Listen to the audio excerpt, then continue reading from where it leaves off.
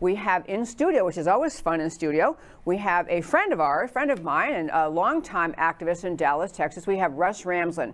He is joining us. Fortunately, it's great to have him in studio. He is the co-owner of Allied Security Operations Group and just a major committed patriot trying to work at making sure that the vote in America has integrity and truth to it. So, welcome to the show. Hi, Russ. Well, thank you. I'm delighted to be here as always. You know, it's a great day to be in the studio with you, Deb. It is. It's a great day to be active in America. I'll remind our listeners, Russ visited me on the show on December 3rd, 2019, and at that time laid out, and you can go back and find that show, laid out a very detailed description of a particular kind of interference with our elections, which had to do with the changing electronically the vote count inside voting machines. This is not ballot harvesting. This is not, having people vote who aren't allowed to. This is changing data after votes are made and being held and stored in electronic voting machine. And his organization uncovered a major proof of the interference with that and the ability and actual occurrence of changing electronic votes. So I was going to start with that. Can you explain, I know we're not going to play the whole video again, but can you explain what you all uncovered? Sure. Basically, what most Americans don't understand is that voting is done by private companies. The elections are conducted by private companies under contract from the county. And we went in and started looking at these private companies and their software and their security, and we realized, first off, there are no security standards. So there are no national standards that any voting company needs to meet as far as the security on their software. And as a result of that, we then began to look and we realized how easy it is to change votes. The software is so bad you can easily change the audit trail so that later you cannot even forensically go back and find out the votes that were changed. And that led us to a number of areas. One, we said, well, what happens to your vote after whatever the voting company locally does to it? What happens to it? Well, it turns out in the case of Texas and 28 other states, it all goes to a server in Frankfurt, Germany, which is owned by Barcelona, Spain multinational, and that's who actually controls and reports your vote. I got to jump in. So here in Texas, if you vote early, and so your vote is being stored, you think, safely somewhere, the data about all the votes in Texas and 27 other states, the early voting data is actually being held in a server in Germany. That is correct. And not only that, but in their process, and by a company called Seidel, and in their process, we can even see malware sitting there collecting all the credentials of all the county workers everywhere who are submitting information up, which means you can now go back into the county and change votes there too. So you don't just change it in Frankfurt, you can go back and even change it here. And the software is just that bad, and it is that insecure that someone with a reasonable knowledge of hacking could absolutely go in and change it. And we're seeing now the issue you were talking about with all the vote harvesting and absentee and early voting and mail-in voting.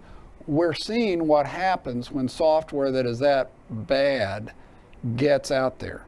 For instance, just looking at all the equipment, which was appalling, and the software, which is appalling, we ran into a study that a group called Kelmar Global did very recently. They looked at the last Oklahoma-Texas elections, and they discovered that 18,947 people voted in Oklahoma and Texas on the exact same day.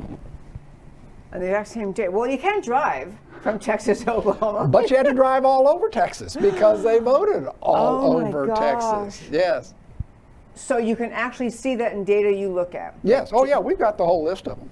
And also, I'm remembering something from our interview was, Grant, I urge you, December 3rd, 2019, you should go back and look at the interview because we laid out a detailed video which explain to people how this was done. But I recall part of what you're saying was this isn't something, this changing of votes is not something you'd have to be a super high level hacker, that the ability to do this, to get in and change votes would really be, that would be available to anyone with just a general knowledge of. With a reasonable hacker background, yes, absolutely. It could be done by any number of groups, particularly from overseas.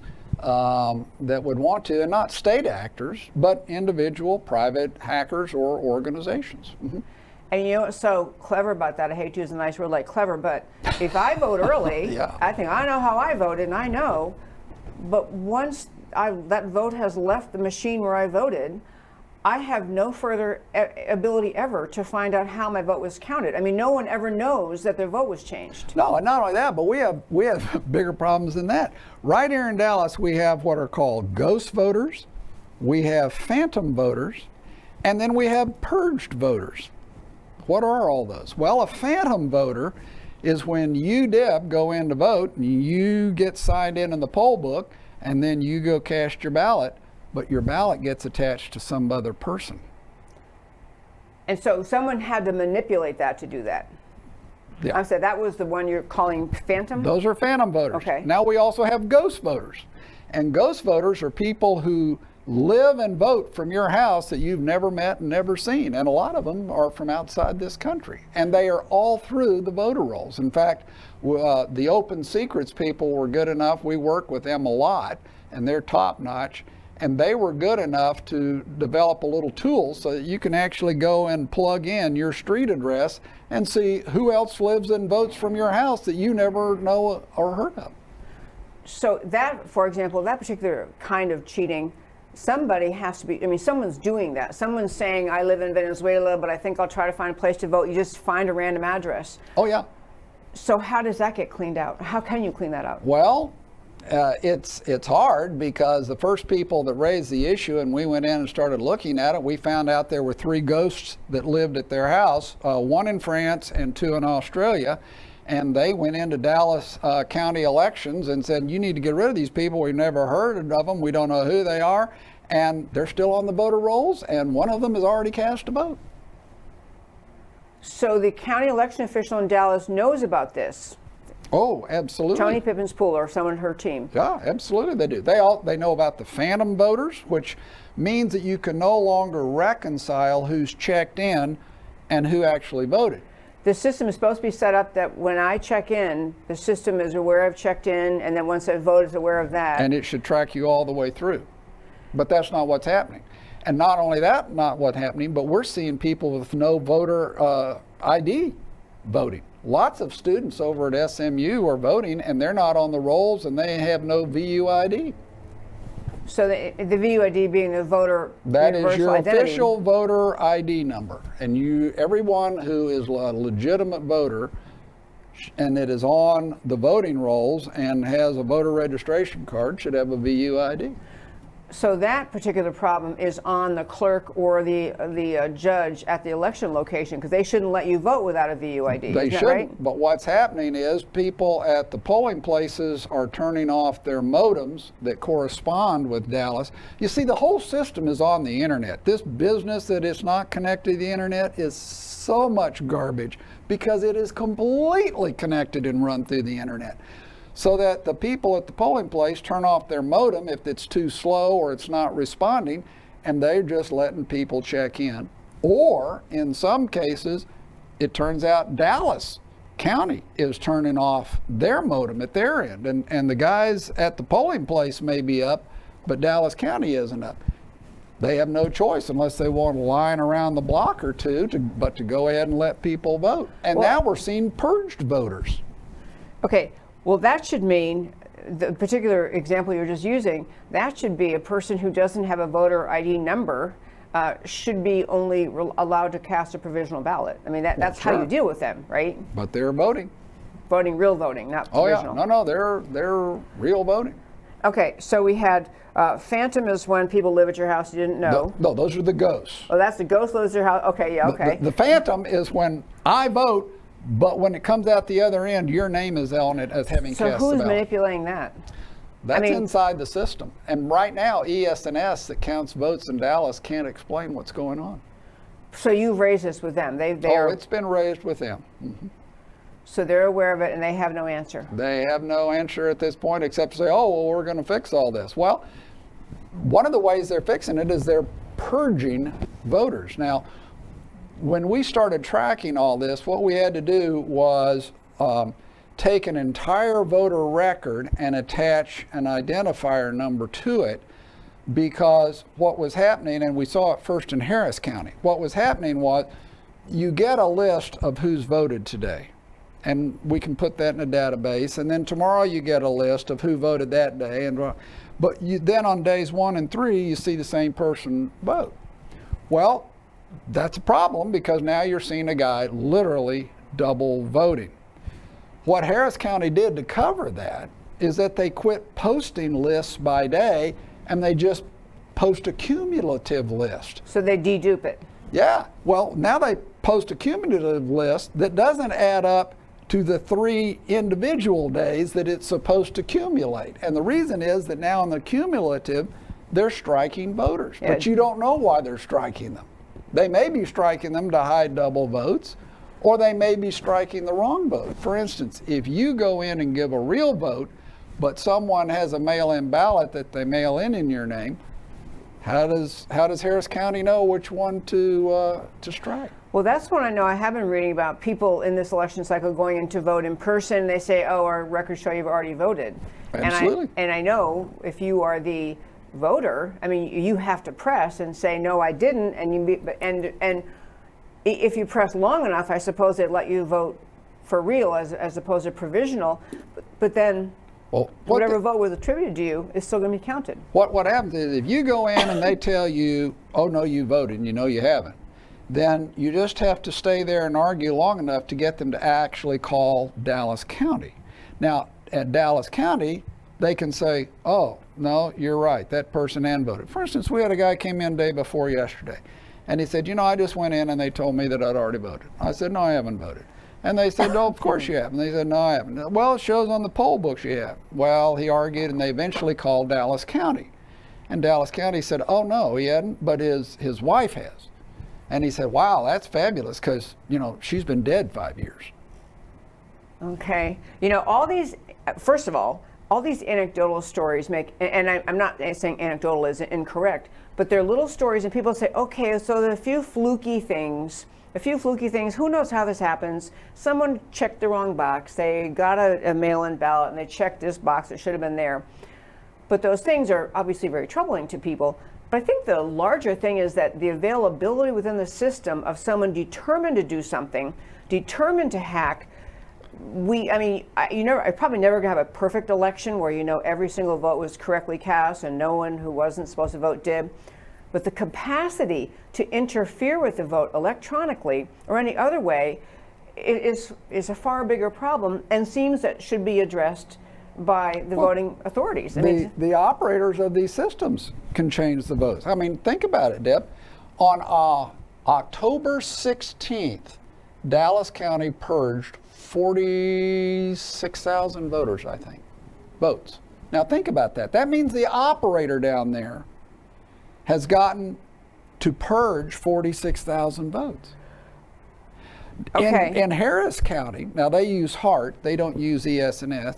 In Harris County, on October 15th, as I recall, it may have been the 14th, they purged almost 240,000 votes. Okay, again, purge means they wipe out those votes. And how do they justify that? Because they are claiming? They haven't justified it, and when you see numbers that big, it's indicative that there's probably some sort of a bot in the system that makes decisions about things and is just taking out certain votes and voters. And you don't know what the bot is, you don't know how it works, you don't know how it makes decisions, and you don't know whether it took out the wrong vote.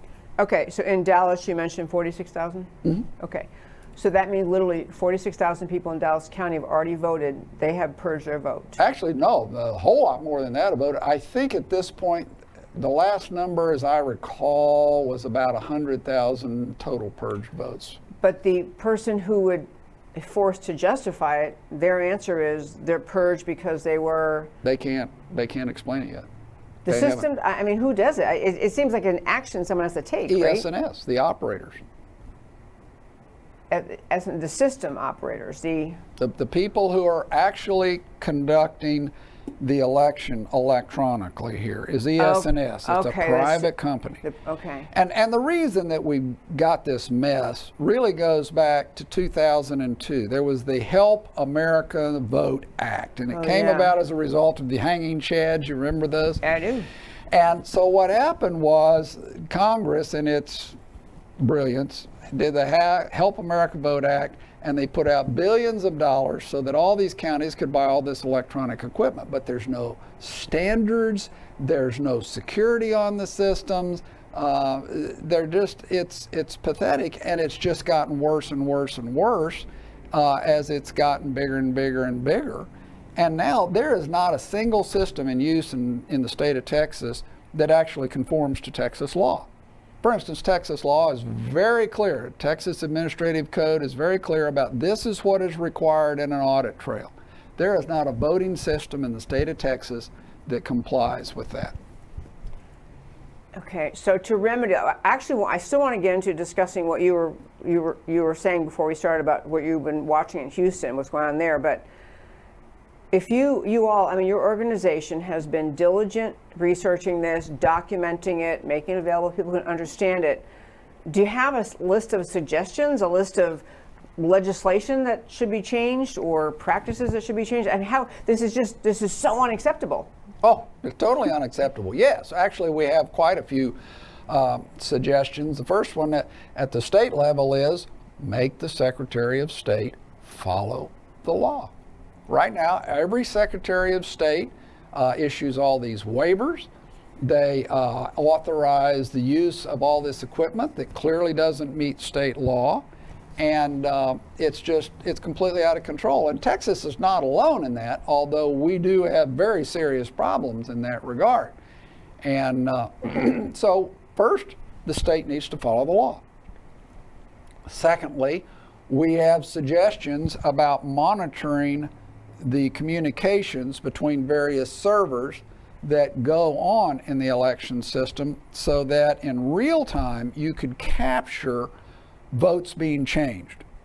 You cannot go back after the fact and find an audit log that will help you determine that because A, the software is that bad, and B, in some cases, those logs don't even exist. Hart, down in Houston, they don't even have audit logs for all intents and purposes. So an audit log would permit you to recognize when a vote had been changed? It would be able to, yes, what happened, when it happened, and that sort of thing. And those just don't really exist because no one's insisted on them, even though it is in the Texas law that they have to have that.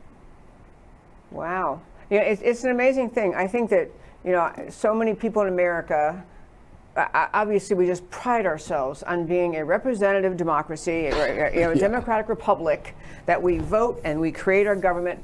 And if all of the voting is subject to the kind of issues you're raising, you can begin to feel it just as, you know, it's kind of out of your hands. There's no point in all of the campaigning and door knocking and organizing if at the end of the day the vote is subject to this kind of mischief, is a nice word, a fraud. Nice, yes. Okay, so tell me now, you have been working also, we played in the first 5 today, we played a little video of Project Veritas, got that one woman on tape. She's, let us hope, going to be arrested, but in fact, there are more than one person on those tapes that should be arrested. But you've also been noticing and been aware of some kind of vote fraud occurring in Houston. I don't even know the whole story, so tell us that story. Well, we have worked down there a lot with Dr. Stephen Hotze, who has just been an incredible patriot down there.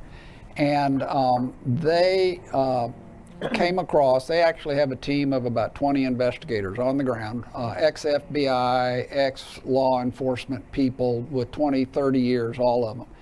And somewhat like Project Veritas, they have been able to get people to talk to them and give them depositions and videos and things like that. And it started out with about, they were bragging they were going to be able to harvest over 700,000 illegal votes in Harris County alone. People speaking, they didn't realize it, but speaking to these investigators said they could harvest 700,000 votes. Correct. That, couldn't that flip Texas? I don't know the numbers. Oh, absolutely. Yeah. Absolutely. You know, I mean, Harris County, so goes Harris County, it gets pretty serious after that. But you see that in Harris County, you see that in Bexar County where Project Veritas is. It's going on up here too. Down there, interestingly enough, one of the people who was deeply implicated was Biden's campaign chair for Harris County, Dallas Jones. And the federal authorities pulled him in for a couple of days, and evidently when he got released, he also got released from the Biden campaign. Well, that's good. I thought but this Dr. Hotze you're referring to, he just got going with the idea that you want to uncover all of this. So he has investigators, very professional types, and people who are real investigators, they uncover all this. So people saying, yeah, we can bring in 700,000 votes. So what's he doing with that? Well, he's gone to the Supreme Court now using a writ of mandamus procedure to get around all the other time-consuming court dawdling. You can go, evidently, and get writ of mandamus from the Supreme Court on certain election things because of the timeliness. Mm-hmm. And so he's been able to go in there several times and get some great rulings. You know, Harris County wanted to mail out 2.2 million mail-in ballot applications. And he was able to get that pretty well shut down. And now he hasn't won all of his court battles. But boy, he has just been a champion in leading that charge and has managed to disrupt and bring enough light in enough places that the roaches are scurrying and trying to get out of the spotlight now. And it's not going to stop at all because it's so massive, but it will certainly disrupt a fair amount of it, and ultimately when this is over, hopefully some people will get to find out how they look in orange. Yeah, you know, actually after this election cycle, I've said, you know, if President Trump wins and the Republicans take back the House and we still have the Senate, I have a list of items I hope they dive into. It's getting lengthy, but one of them is about election fraud, and then part of the problem is that generally speaking, the laws surrounding how elections are administered is state law. You know, it's mostly by the states. I would love to have some lawyer who is a specialist on this say, how much can the federal government do? Because we have just a hopscotching of provisions around this country.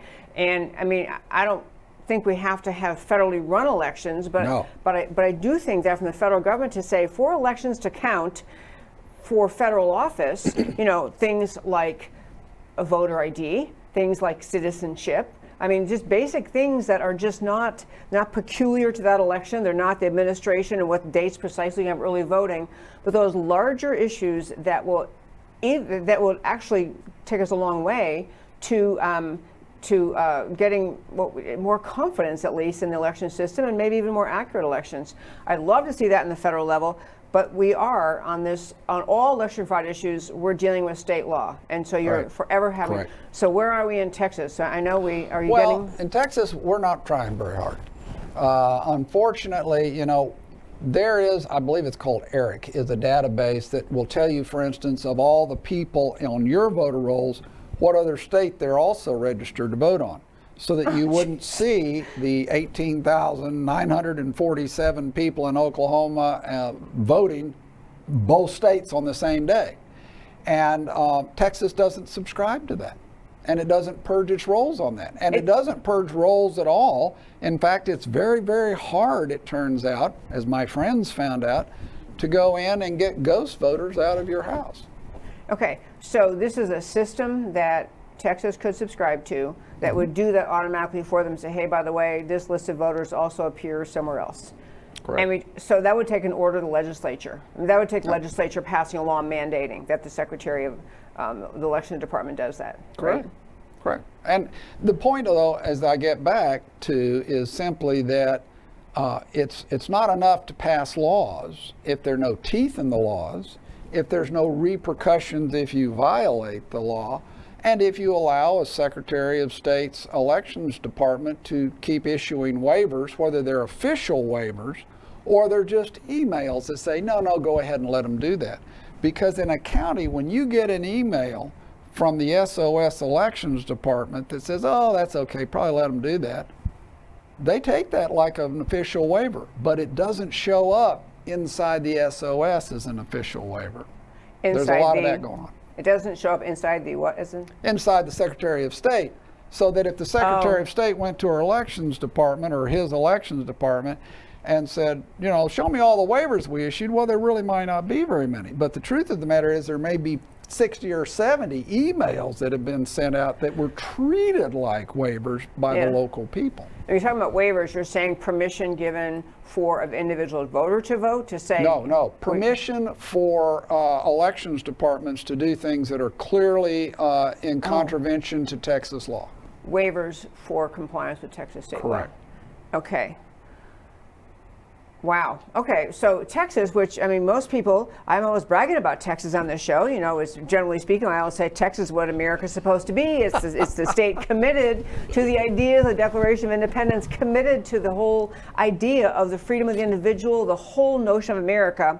And if we have that problem here, and Texas is in the ballpark of Republican run, although I could contest some individuals, you know, it's Republican run. Imagine in states where there's more of the ethos that just says, yeah, which I think is, and I will venture out and say this, I think in America, if we had an election system for every election that only legal voters could vote, and they could only vote once, and no one was on the voter rolls who isn't really permitted to vote, and no ballot harvesting occurred, and no mail-in ballot fraud occurred, we just had straight-up voting, I think more Republicans would win more elections. I think, even though I'm in favor of prosecuting election fraud, vote fraud, no matter which side of the aisle it's on, no matter who's involved, prosecute it, but I think there is an ethos among some elements of the Democrat Party that is, we're just entitled to win. I have poll watch. I can tell you, some areas you can just tell, this is kind of how we do this. We've always done this. We know the rules.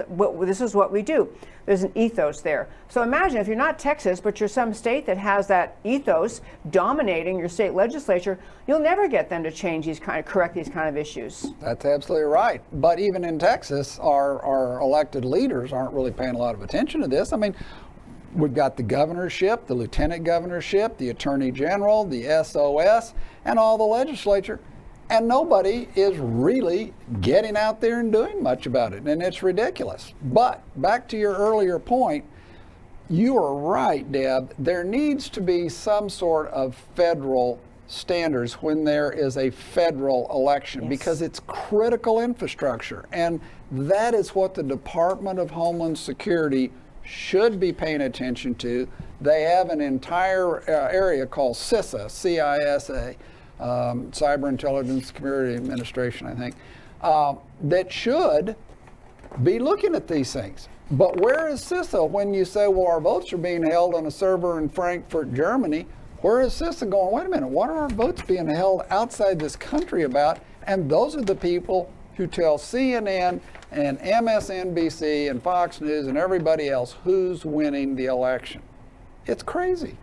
It is crazy. And actually, I think most people don't know that. And they assume all of us have this reverence for our election system, for the whole concept of we the people and voting, and this is how we have a peaceful transition of power every time, is because everyone trusts the election, or trusts the voting process. And if you can't trust it, I think there's a determination that the American people shouldn't be worried. They want everyone to trust it. But if we're at the place where we are, as you're describing, I mean, you feel like we have to do something about it. I always end up saying things have to change. You can't uncover these problems and say, well, that's really terrible. We have to uncover them and then figure out what to do about them. Yep, I think you're absolutely right. And one of the jobs that needs to happen after this election's over, whoever wins, win, lose, or draw, is that we need to completely change what's going on in the election systems. And I think that the U.S., for instance, could mandate, without running elections, could mandate that, for instance, all elections have to be run based on blockchain. Now, blockchain can be hacked, but at least there is an audit trail in blockchain that allows you to see that happen. Define blockchain. Describe what blockchain. Blockchain was the system that really undergirded the creation of Bitcoin. And it's like a permanent library of every transaction that is done. And you can hack it and change the transaction, but you can't hack the underlying transaction that came before it. So you can always find, it's like a permanent audit trail. And that's what needs to happen. But there's also standards that need to be put out there. Right now, in election system, the only standard is what's called EAC 1.01. That's Elections Administration Commission 101. And all that says is that this piece of voting equipment has to be able to withstand a drop from this far and still function. It can't emit more than this amount of radiation, vibration, durability, stuff like that. Nothing about security. Nothing. Wow. There are no U.S. security standards. That is quite amazing. Well, actually, I love your organization. First of all, I think it's amazing and wonderful you've taken on this task. Again, I never want to say the name incorrectly. Allied Security Operations Group, or as everyone in Texas calls it, ASOG. And your hard work in all of this. And I love all of this being exposed, and you're at least trying to get through the proper authorities and let them know what you've uncovered. But unless there are changes, you begin to lose faith in the election system, and then it's a very unhappy time for America. So for next week, after we have this election in our country, I would love to have, while everything is, assuming we can settle down after the election, we ought to have attention paid at the state level in every state and in Congress. What is Congress constitutionally permitted to do? What can they limit? What can they say this must be done this way? And then at the state level, the other big issue I can see in the state level is the decision that the penalties for any form of ballot harvesting, any form of manipulation, any form of cheating, anyone who permits someone to vote as a clerk or an election judge who shouldn't vote, any form of cheating, voting twice, has to carry such penalties that everyone is scared to death to do it. That's what has to happen. They have to be scared to death. It's like, for the same reason they wouldn't rob a bank, they would not cheat in voting. That has to be, it has to have that level of seriousness in our penal code. You're right. You're absolutely right. Absolutely. Russ Ramsland, thank you so much for joining me today. You're welcome, and thank you. Really fun to have you here.